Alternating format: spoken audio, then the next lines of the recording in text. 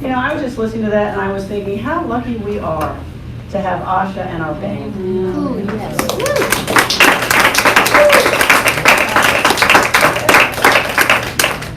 I mean, what a huge part of our Sundays. We are just so fortunate to have these folks, these wonderful talents.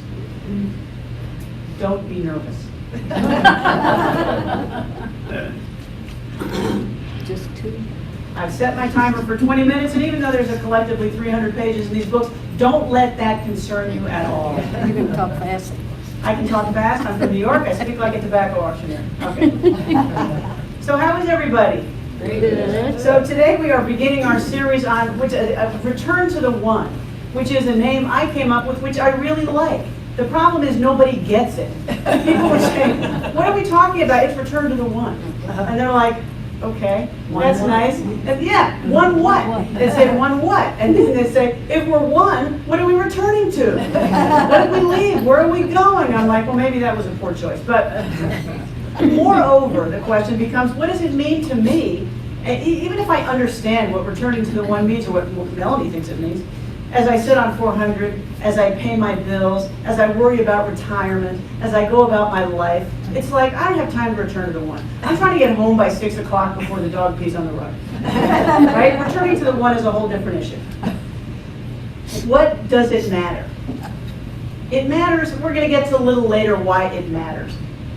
My suggestion is that it's the reason we're here. It opens our hearts, gives us freedom, gives us peace and joy. That's why we do it. And we don't do it so that we can sit in a state of perpetual bliss, kind of bumping into things. We do it so that isn't that great? We do it so that we can live our lives in joy, so that we can live our lives being fully alive, being fully here, being fully engaged with each other. That's why we practice. That's why we employ these spiritual principles. So let's just jump in. Yes, I'm going to do some reading from this. I may do some meandering today. Just go with me on this. So Sanskrit, I am told, is a beautiful language. It's one of the oldest languages we have, and it's beautiful for its nuance, its beauty, its poetry, and its ability to articulate concepts such as awakening and enlightenment and understanding. Sanskrit gives us the term sattva. Who has heard that term, sattva? Or being. It's called beingness. And I'm getting this interpretation from a guy named Simon Choikowski, who wrote a great book called The Dharma Method, which I recommend, and I can talk to you more about that later, but it's a good book. Anyway, he discusses the term sattva, or beingness, and he interprets it as one's essential state. My beingness, my essential state of purity, balance, harmony, and peace. Doesn't everybody want that? Yes, purity, balance, harmony, and peace. He calls it the light of spirit, suffusing, another good word, suffusing the material self. We all see people, or we've known people, or we've read about people that have a glow. These truly holy people, right? Haven't you seen those Eastern Church icons of saints with like glows around them? There are people who have that glow. They say of the Buddha that for 50 miles around him, people just became calmer. Farmers would drop their plows and sit and contemplate. Children stopped fighting. People stopped arguing just because of his light, just because of the sattva that he emanated. Haven't you known people like that? I have. Just by being in a room with them, I feel at peace. And they say that if you are looking for ways to kindle your own sattva, because we all have it, one way to do it is be in the presence of people like that, even one or groups. And sometimes I think that's why we come here, just so we can try to kindle that light that we all have, just so that we can energetically put together our own sattva and just create a brighter one collectively and in each other. This is not an awakening that is limited to saints and hermits and like people who don't have jobs, right? It is available to all of us, to each of us. It's already there. It's in me, it's in you. Our journey back to the one is simply our discovery of that. It's our discovery and our encouragement of that truth, that light within us by whichever path we take. So Sanskrit also gives us the word tamas, T-A-M-A-S. And the tamas is that layer of stuff, the grime that we put over our sattva, just by being human, just by the judgments we make and the choices we make and the fears we harbor and the just being out in this world. We take that inner light and we just cover it up. It's like grime on a mirror. And our journey is to clear away everything that hides our light. Tchaikovsky gives the analogy of a cut. It's a wonderful analogy. Okay, so you cut your finger. Do you sit there and think about it until it's healed? Oh my God, I better heal this. No! What do? That was not a medical term. What do? You clear away the grime, you clear away the germs, and it heals, right? It just heals because you create the environment, you clear all the stuff away that prevents it from healing. The same is true with our spiritual journey. It's already there. Isn't that great news? We don't have to go out and learn it. We don't have to buy it. You don't have to hear it from me. It's there. You are carrying it around. And all you have to do is clear away the stuff that gets in the way. To get anything that gets in the way, out of the way. That's it. That is wonderful news. That is one image that I find very useful of our spiritual awakening, of our path to enlightenment, of our return to the one. Because what is part of tamas? Tamas, that grime, is that voice in our head that tells us that we are separate, that tells us that we are not enough, that we are not beloved, that I can't do it, that someone else does it better. It's all that stuff that every day when we get up and we get out of bed, we load in a sack, we throw over our shoulder, and we head out the door with it. And we don't even know we're carrying it. And our job is to put it down, to take those rocks out one at a time. That's the way we return to the one. We return to what is in here. The Perennial Wisdom, which is really the basis of what we teach here at One World, the Perennial Wisdom is the core of the common wisdom at the heart of each world's faith tradition, the mystic heart of each world's faith tradition. And it says basically four things. It says that there are two realms of reality. There's everyday reality, and then there's a greater reality. There's the big S and the small S self. We live in both realms. This is old stuff. This is just like a refresher. We live in the ego world, the physical world, but we also live in the consciousness world, the spiritual world. And the more we feed it, the more we come to know that, and the greater a part it takes in our lives, the greater it becomes a resource for us. The third aspect of the Perennial Wisdom is that we can recognize our divine spark and this ground that is at its source. It's what Paul Tillich called the ground of being. We can recognize it. We don't have to wait until we drop dead and we go to heaven and we're up at the pearly gates. It's like, oh, this is great, here I am. No, it's right here. As it says in the Christian scriptures, the kingdom of God is within you. The kingdom of heaven is within you. We can recognize that right here. The fourth point is realizing our spiritual nature is the highest goal and the greatest good of our human experience. That return to the one is the reason we are here. It is our journey here. This is why we practice. So what does all this matter? Okay, that's nice. It's very theoretical. It's nice, but what does it mean to you? Okay, I want to return to the one. I want to find my inner light. Why should I worry about this? And the reason it matters to me is because nothing else is ever enough. You know, you've heard of leaky bucket people and full bucket people? You know, leaky bucket people are those people you just keep pouring stuff in and it comes out the bottom, you just keep pouring it in. And full bucket people are you kind of pour it in and it fills them up. It's the same image here. Nothing will fill us. Nothing is enough until we realize our connection with our internal essence. We are always looking for something better. We can never come home until we realize that that is home. Nothing else is the end of the journey. That is peace. That is fulfillment. That is, I am here and I have nothing else to seek for. As St. Augustine put it, our heart is restless until it rests in you. Now, we can have happy times, we can have joyful times. I can go to Fry's and buy something electronic and be in bliss, but it's not enough. There's always more. There's always, it's good for now, but we keep seeking. When we understand our divine connection, when we can rest in that light that is at the center of us, we know that we are home, and we know that it is enough. And I have to apologize at this point, because words, some words are just never enough. Words are just always kind of pointing us in the general direction. That's why practice is so important, is because until you experience this, and until you grasp it in your own personal journey, it's just words. But words are all we have, and that's all we have to communicate, so that's what we use.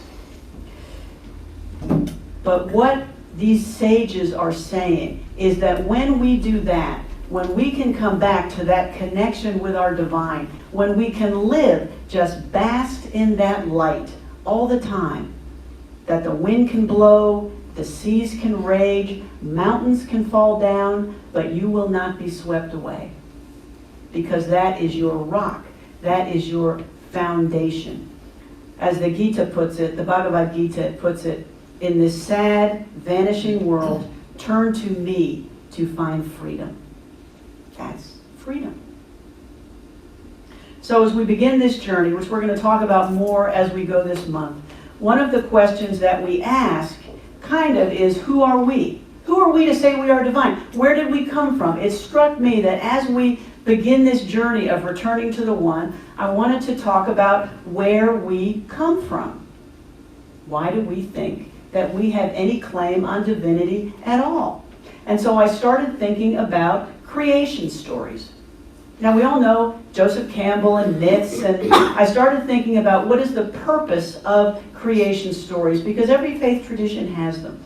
And what is the purpose of them? The purpose of them is to tell us who we are, to bring order out of chaos. Ever since we first crawled out of the cave, and we looked up in the sky and we thought, oh my God, where do I go from here? What a mess. Who am I? How do I belong? How do I tame all this? We created these religious myths in order to give us the understanding that there was a divine order and we are part of it. There is order in this chaos. Now the world's traditions answer this in different ways. We have the cosmic egg. We have the Hindu story of the sacrificial man, the Purusha. We have the Genesis story. We have all sorts of different classic myths. William James, in his classic book, Varieties of Religious Experience, said that in its broadest terms, religion says there is an unseen order, and our supreme good lies in rightful relations to it. That's a great thought. There's an unseen order, and our greatest good lies in rightful relations to it. So what does that tell us? It means there is an order in this world, and we flower, we thrive when we live in right relation to it, as humans should. So consider the Genesis story. We're just going to talk about this really quickly. It tells us, actually there are two Genesis stories. I'm going to tell you the first one in the Hebrew Scriptures. It tells us that human beings were created separately by God and were given, I think the word some translations use is dominion over the animals, the fish, the birds, and the rest of creation. So what does this tell us? It conveys the message that we have a special place, that we are given a special job, that our job is to take care of all that is around us, that we are stewards of this beautiful creation. We read, in the beginning when God created the heavens and the earth was a formless void, and darkness covered the face of the deep. Can't you just see that? And darkness, you just see these swirling, just sit with that for a minute. You see this wind and this noise and these swirling winds and the deep just moving and churning. What a powerful image. while a wind from God swept over the face of the waters. Now, in the beginning, it's not a designation of linear time, and this is where some literalists, I think, fall into a big hole. It's a designation of primal or first cause. First cause, in the beginning. And God said, let there be light, and there was light. And he goes on to create the sky, the water, the dry land, the vegetation, the sun and the moon, and so forth over those 6 days. And on the final day, he says, let us make man in our image, after our likeness. And then it goes on to say, they shall rule the fish of the sea, the birds of the air, etc. Now, this is interesting. This is a small point, but many people miss it. A lot of people think that man was given, and woman, were given dominion over all of it. We weren't, because the next thing he goes on to say, or the scripture goes on to say, is to animals on land, birds in the air, and living things that creep on the earth, God gave all the green plants for food. We think that God gave it all to us. We're wrong. We're meant to share it. So what does this tell us as a creation myth? It tells us that the world was created by a supernatural being who brought order to chaos, or order to a primeval substance that had no order. It tells us also that creation is good. Okay, now, you don't have to buy into this creation story. There are lots of others, and you don't have to buy into any. But the point is, they tell us, this and others, that we are created in God's image, that we are good, that all is good, that all of creation is holy, as are we. And it is our job to care for it. It is our job to be stewards of it. So what does it do? It tells us where we're from. It tells us how we got here, how we should live, and our relationship to all of life. This is a great example for me of looking at a story, because that's what it is, that we don't have to believe the particulars, but it gives us insight into how we best live, into what our purpose is, how we fulfill ourselves as human beings on this planet, how we relate to each other and to creation. That's one of the questions that we wrestle with, our relationship to each other and to divine order, when we ask the question, where did we come from? In this book, Perennial Wisdom for the Spiritually Independent, which is a wonderful book and I recommend it, Rabbi Rami Shapiro says that there are 2 ways to consider where we come from. One is that we came from somewhere else. We are alien, and our highest good is to live a life on earth, do the best we can, and get back to where we came from for our ultimate reward. We are alien. We do not belong here. The other way of looking at how we got here is that we belong. We are from here. We are created by the same creation that made everything else. And it's funny, because if you look at the Abrahamic traditions, the traditional interpretation of the Abrahamic traditions is kind of the we are alien one. We are here, we are certainly given dominion, but then our ultimate salvation is in heaven when we die and we go to a better place, right? A better place. And what does that do? That, in a sense, divests us of any responsibility for what we do here. It almost severs the connection between us and all of creation because we're from somewhere else. We're just waiting to get back to where we came from. It almost diminishes our ability to connect with each other and to connect with all of life. When you look at the mystic traditions stress the we are from here tradition. We are part of creation. We are the same as all of creation. We are of the one. That's what the mystics tell us, even the mystics in the Christian tradition. The Gospel of Thomas is one of the scriptures that was found at Nag Hammadi in Egypt in 1945. You all know about that find? It's so funny because biblical scholarship up until kind of then, or the discovery of the Dead Sea Scrolls and Nag Hammadi, was kind of at a stop. And then they found all these other scriptures. They found the Gospel of Thomas. They found all the rest of the Gnostic Gospels. They have made some amazing discoveries. And what they found, in large part, is a mystic voice, a mystic tradition in the early Christian tradition. And there are some scriptures in the Gospel of Thomas that answers the question in a completely different way. Where are we from? And this is from the Gospel of Thomas. It goes, Jesus said, if they ask you, where are you from? Reply to them, we have come from the place where light is produced from itself. It came and revealed itself in their image. The light came and revealed itself in your image. You are of the light. If they ask you, are you it? Reply to them, we are its children. We are the chosen ones of the living Father. If they ask you, what is the sign within you of the Father? Reply to them, it is movement. It is rest. These verses are so evocative. They are so beautiful. What is the sign of the Father in you? It is movement. It is rest. It is everything. Every activity you make, every breath you draw, every moment you are here is a sign in you of the divine. Wisdom from the other traditions teaches us this as well. And the reason I'm talking about this is it tells us where we are from. We are from the light. We are from the original creation. We are from the one, which is the same place to which we will return. The Gita, the Bhagavad Gita, this is the Stephen Mitchell translation. There's also an Eknath Eshwaran translation, which is a very good translation. But this is the one I have. The name Bhagavad Gita means the song of the Blessed One. If you have not read this book, this talk is really nothing more than a cheap plug for the Bhagavad Gita. It is a wonderful book. Gandhi read it every day.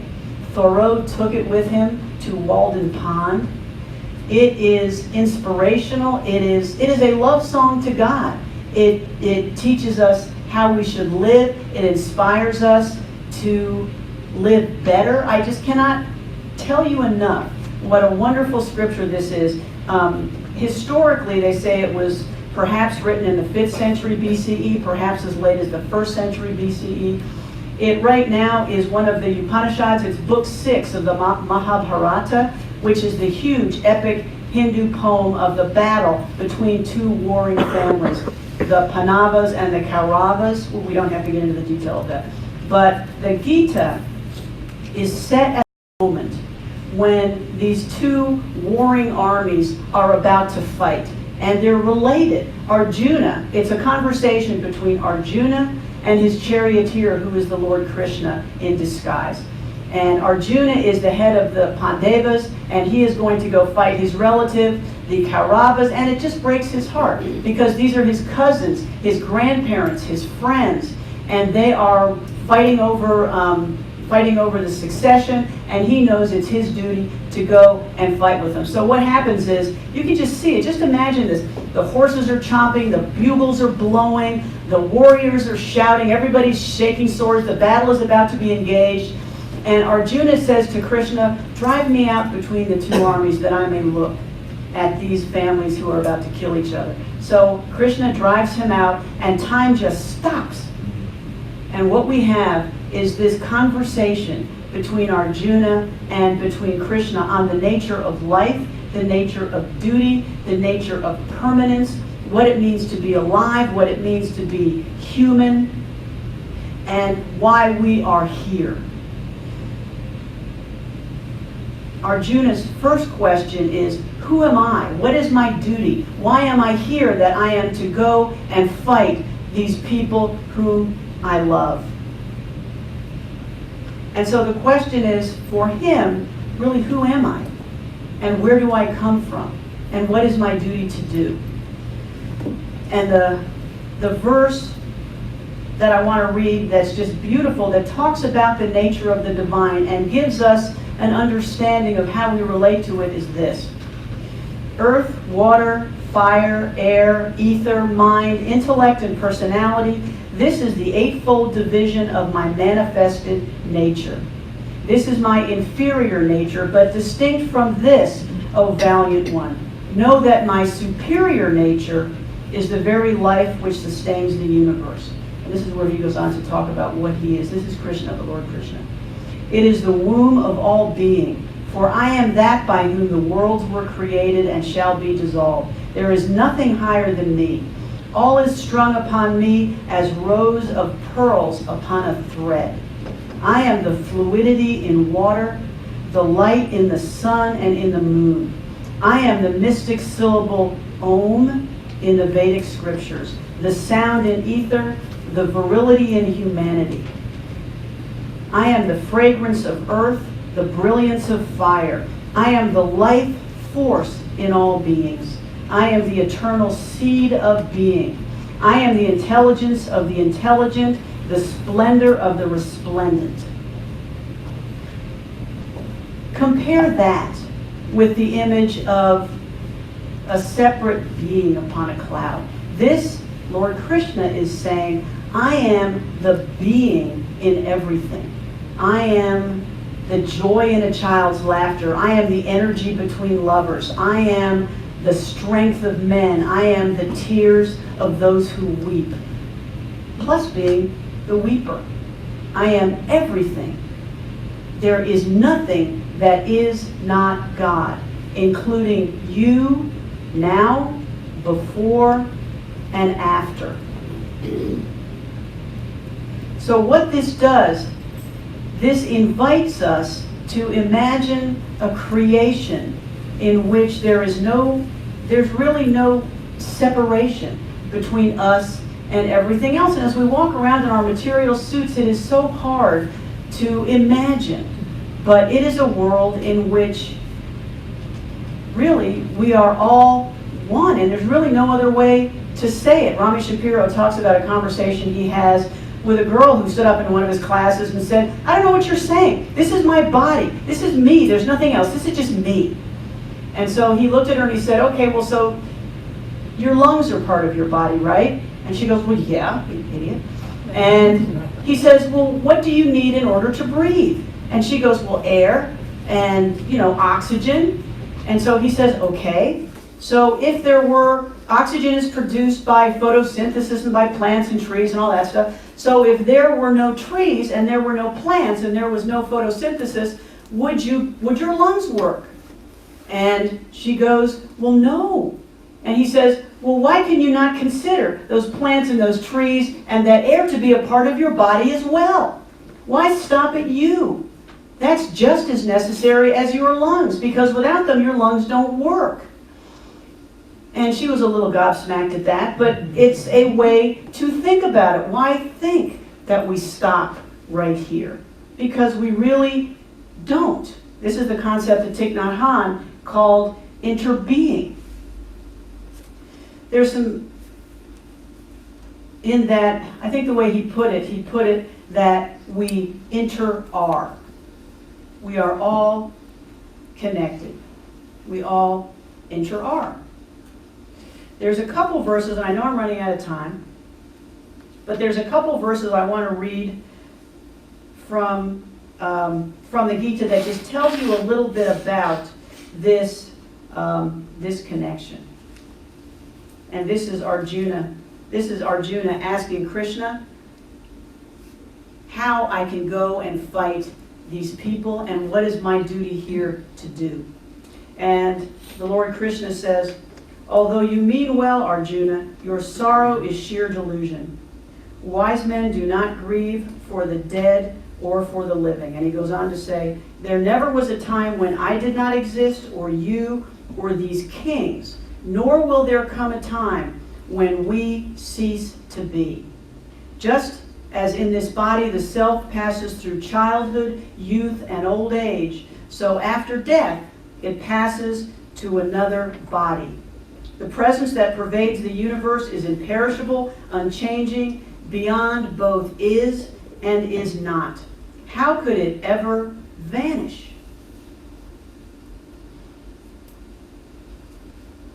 These bodies come to an end, but that vast embodied self, big S, is ageless, fathomless, eternal.